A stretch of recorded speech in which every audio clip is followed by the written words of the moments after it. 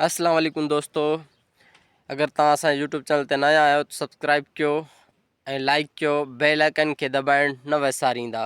हलूं था व्लॉग जी तरफ़। अस्सलाम वालेकुम दोस्तों, कहिड़ा हाल नी? ख़ुशि आहियो? ठीक ठाक?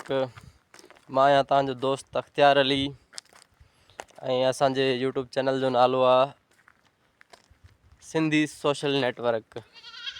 असां तव्हांखे अॼु ॾेखारींदासीं व्लॉग सऊदी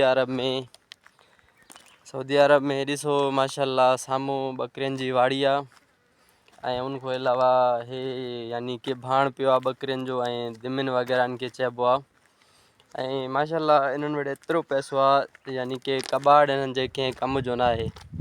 हीअ साम्हूं गाड़ी बीठी आहे यानी कि इहा बि हिकिड़ी कबाड़ में बीठी आहे ऐं बिल्कुलु यानी कि इनखे हथ कोन था लाहिनि, हीअ ॾिसी सघो था तव्हां। ऐं उनखां अलावा जेकी आहे खजूर बि आहिनि हिते, खजूर इलाही नी। ऐं अजवा खजूर तव्हां बिल्कुलु ॿुधी हूंदी। अजवा खजूर एतिरी मशहूरु आहे माशाल्लाह, असांजे नबी करीम पंहिंजे हथनि सां राधी हुई ऐं उहा बि तव्हांखे ॾेखारींदासीं। साम्हूं तव्हां ॾिसी सघो था, इहे खजूर नी अजवा खजूर बीठी आहे ऐं साम्हूं सिज ॾिसो।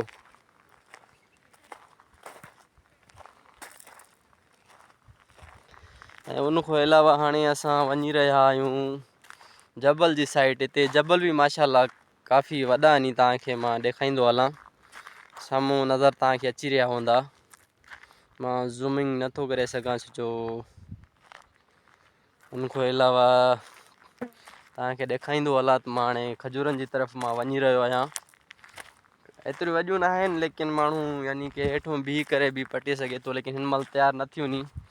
हाणे यानी इन्हनि खे थोरो टाइम लॻंदो तयारु थियूं त पोइ उनखां पोइ वरी कम बि स्टार्ट थींदा। खोड़ सारा माण्हू कमु कंदा नी।